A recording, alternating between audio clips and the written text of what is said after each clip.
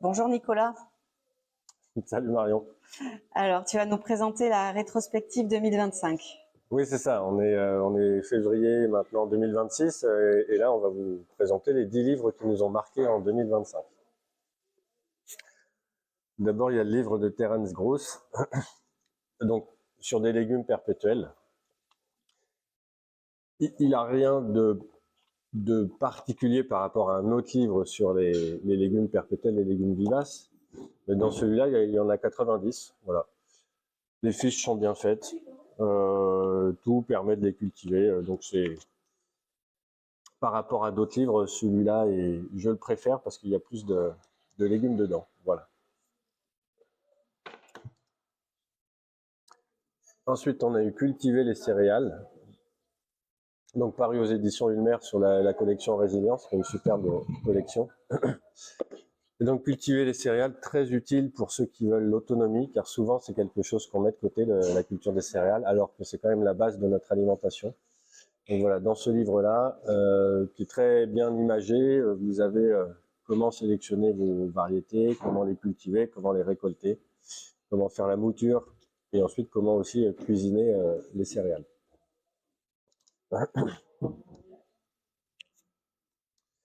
Semences paysannes métissées, donc c'est Joseph Lofthouse qui a écrit ça, avec Anflo Duboulot. Joseph Lofthouse, il est maraîcher dans le désert d'Arizona, si je me souviens, du Nevada ou d'Arizona, je ne sais plus. Un désert où il fait froid. Il cultive une terre vachement ingrate, donc aride et froide, où les graines du commerce qui semaient dedans ne prenaient pas, donnaient des légumes super petits. Et donc il a développé tout un processus pour adapter les semences à son terroir. Et depuis, il a développé ce qu'il appelle, lui, les semences métissées. Mais maintenant, chez lui, ça pousse vachement bien, quoi. Sans qu'il fasse plus d'amendements ou plus de choses que d'autres maraîchers. Mais en tout cas, il a des variétés qui sont vraiment adaptées à son terroir et qui sont capables de donner beaucoup. Et donc, il décrit tout ça. Comment il fait? Joseph Lofthouse, son bouquin, c'est vraiment dans la filiation de Fukuoka, c'est-à-dire l'agriculture du non-fer. Et en fait, en gros, c'est comme si Fukuoka s'était penché sur la fabrication des semences, et ben il aurait abouti à ce que Joseph a fait. Voilà. Est-ce que tu penses qu'on peut s'en inspirer en France? Ah oui, c'est le gros intérêt des stratégies qu'il met en place, c'est que c'est adaptable sur tous les terroirs, donc en France ou n'importe où ailleurs. Voilà. Alors, on a aussi la ferme de Cagnols de Benoît Lebaube qui est sorti. Il cultive en Dordogne. Et la ferme de Cagnols, donc lui, c'est un maraîcher qui a utilisé des techniques de sol vivant pour produire. Il a une ferme qui est super productive. Alors, il fait de la fertilisation avec des amendements BRF, tout ce qu'il peut trouver comme matière organique et mettre sur son terrain. Il fait de la fertilisation avec des engrais verts.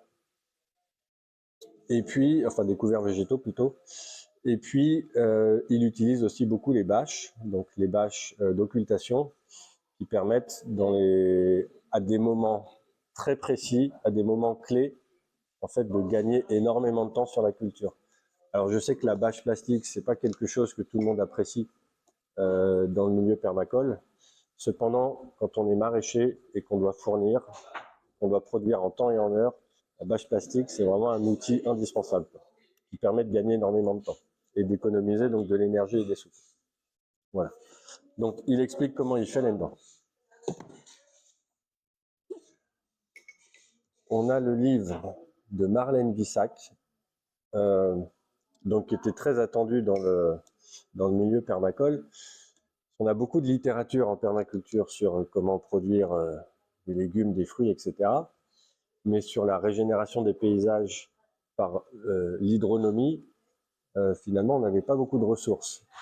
Il y avait des bribes qui étaient abordées dans le livre Le Designer's Manual du fondateur Bill Mollison, fondateur de la permaculture, mais ce n'était pas suffisant pour passer à l'acte. Et en fait, là, dans ce livre-là, Marlène Vissac explore toutes les stratégies qu'on peut mettre en place pour régénérer et réhydrater les paysages, les champs, les pâtures, tout ça. Et donc, elle détaille les techniques, notamment le keyline design. Elle le détaille pour qu'on puisse passer à la pratique. Voilà. Le keyline design, c'est comment dire, c'est Yeomans qui avait inventé ça il y a assez longtemps, mais il y avait uniquement de la littérature en anglais. Maintenant, on a de la littérature en français sur le sujet. Voilà.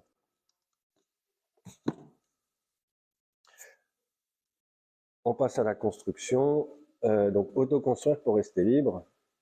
Jean-Philippe Vallat nous explique comment il a construit sa maison avec des matériaux naturels, donc des ballots de paille, des rondins de bois, en gros, et de la terre. Voilà, on va résumer ça à ça.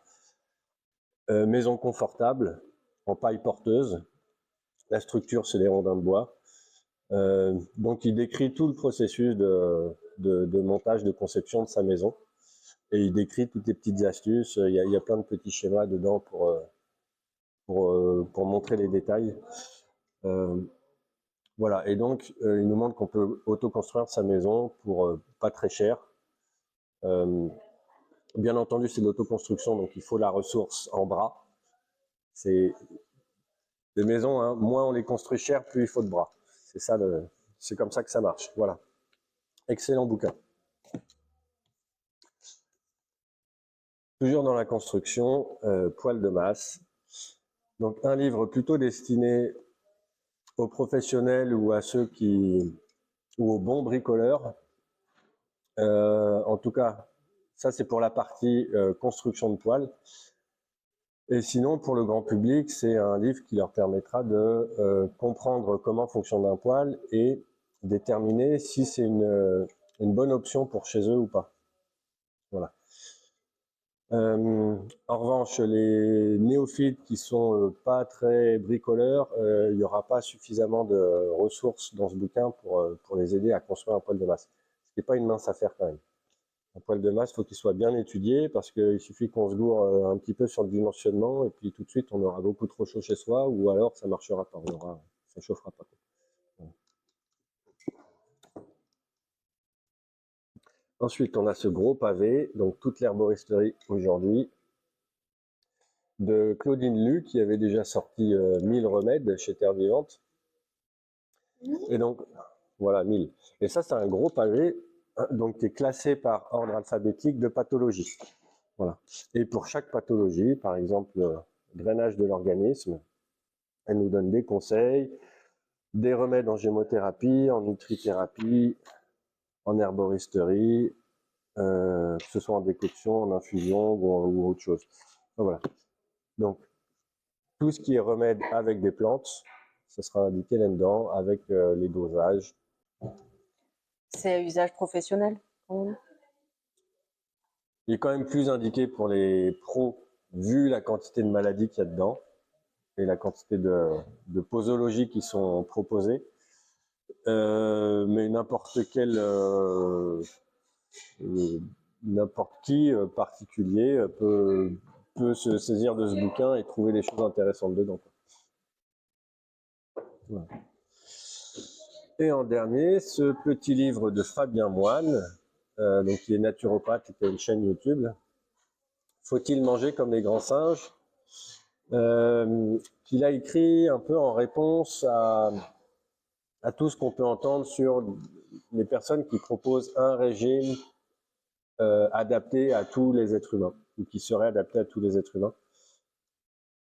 Donc lui, il remet un petit peu d'ordre dans cette vision d'un régime qui conviendrait à tout le monde. Et il explique que non, en fait, il n'y a pas un régime pour tout le monde, il y a des régimes adaptés à chaque,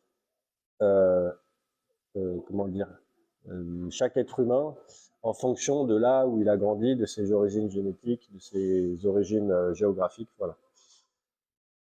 Donc, pour vous expliquer un peu, c'est comme si quelqu'un vous dit oui, le crudivorisme, ça peut être adapté à tout le monde, ou le frugivorisme, ça peut être adapté à tout le monde.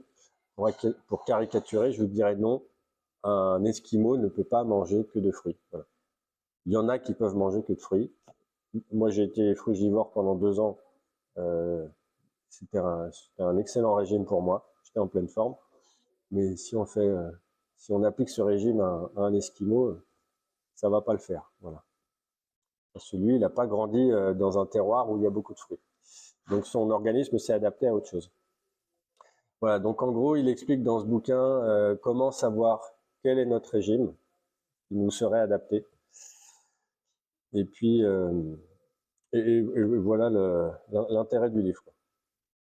Donc le sous-titre, hein, c'est Mythes et réalités de l'alimentation humaine. Voilà. Il remet de l'ordre dans tout ce qu'on a pu entendre sur l'alimentation parfaite de l'être humain. Merci. Est-ce que tu peux nous dire pourquoi tu as choisi de nous parler de ces 10 livres?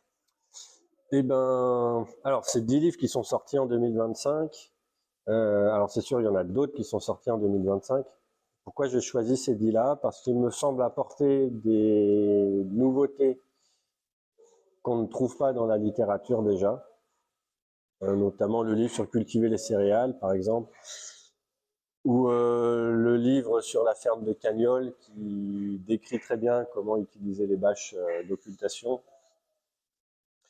Donc, je les ai choisis soit parce que ces livres apportent quelque chose de nouveau, ou soit parce qu'ils sont très bien dans leur domaine, dans leur thème, pour vous aider à passer à la pratique. Voilà, comme le livre de Terence Gross sur mon potager perpétuel, avec les 90 légumes.